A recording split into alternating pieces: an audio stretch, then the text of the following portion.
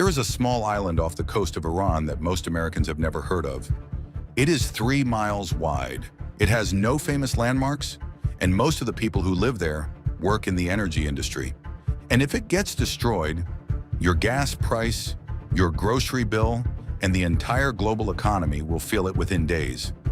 Last Friday, the United States bombed it for the first time, and Trump is now threatening to destroy its oil infrastructure entirely. This is what Kharg Island actually is, and why what happens there in the coming days could matter more than anything else in this war. Kharg Island sits in the northern Persian Gulf, about 25 miles off Iran's southwestern coast. It is one of the most strategically important pieces of land on Earth, not because of its size, but because of what flows through it. Approximately 90% of Iran's crude oil exports pass through Kharg Island before they go anywhere else in the world. Every tanker Iran fills, every barrel it sells, nearly all of it loads at Kharg. The island has a loading capacity of roughly 7 million barrels per day. To put that in context, the entire United States consumes about 20 million barrels of oil per day. Kharg Island alone can process more than a third of that volume just for Iran. Iran's government earns the majority of its operating revenue from oil exports. Without Kharg, there is no revenue. No revenue means no military. No military means the war from Iran's perspective cannot continue indefinitely. Trump called it Iran's crown jewel, and that is not an exaggeration. Kharg Island knocked it literally, destroyed everything on the island except for the area where the oil is. I call it the pipes. We left the pipes. We didn't want to do that, but we will do that. We can do that on 5 minutes notice. It'll be over. U.S. Central Command struck more than 90 military targets on Kharg Island in a large-scale precision operation. But here is one critical detail. They deliberately left the oil infrastructure intact. Trump confirmed it. The strikes hit military installations on the island, the loading terminals, the pipelines, the storage tanks, untouched. Then came the warning. If Iran continues to disrupt shipping through the Strait of Hormuz, the oil infrastructure on Kharg Island is next. That threat is not a bluff. It is a negotiating lever with a very specific meaning. The U.S. is telling Iran, we know what keeps your government funded, and we can take it away. Iran's Foreign Minister Abbas Araghchi responded immediately, warning that any strike on Iranian energy infrastructure would trigger direct retaliation against regional oil facilities across the Gulf.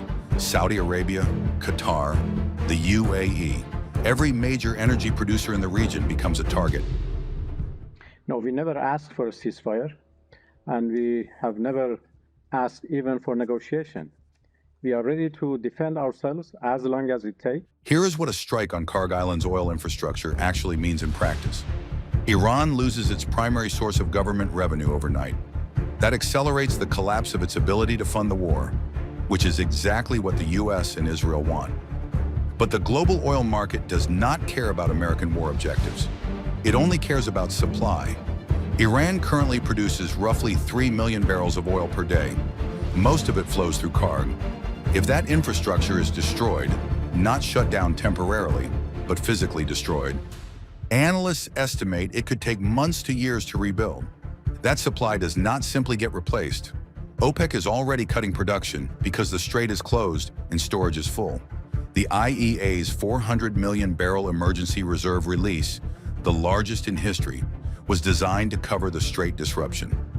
It was not designed to cover the permanent destruction of Kharg Island's loading capacity. Oil prices, which have spiked 40% since this war began, could surge further. Analysts at Kepler warn that Kharg strikes that sustain disruption could push Brent crude to $135 a barrel. A direct hit on oil infrastructure would push that estimate significantly higher. At $135 a barrel, U.S. gas prices cross $5 a gallon. Food prices follow. The inflation Americans have spent 3 years fighting comes back harder. Here is the current picture of this war. The U.S. has struck over 6,000 targets in Iran. Iran's ballistic missile capability has been reduced by roughly 90% according to the White House. Its drone capability is down 95%. More than 65 Iranian naval vessels have been sunk. But Iran has not stopped. Its foreign minister said recently, "No ceasefire request, no negotiation request."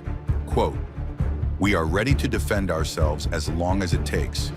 Israel says it has thousands of targets remaining and plans at least 3 more weeks of strikes. Trump says Iran wants to make a deal, but he is not ready because the terms aren't good enough yet. I don't know that I want to make a deal, because you know what? First of all, nobody even knows who you're dealing with, because most of their leadership has been killed, as you know. The Strait of Hormuz remains effectively closed. 13 Americans have been killed. More than 1,400 Iranians are dead. 3 million people have been displaced inside Iran. And sitting in the middle of all of it, a small island 3 miles wide, processing 90% of the oil revenue, is keeping Iran's government alive. The decision of whether to destroy it is sitting on Trump's desk right now. Every war has a turning point. One pressure that, once applied, changes the calculation entirely for the side absorbing it. For Iran, Kharg Island is that point. The U.S. has already bombed its military installations. The oil infrastructure is the next step, and Trump has made clear it is on the table. What happens there in the coming days will determine whether this war moves toward a negotiation or toward a level of economic disruption the world has not seen in decades. So we want to know, is cutting off Iran's war funding worth $5 gas? Drop your answer in the comments and subscribe so you don't miss every development as this unfolds.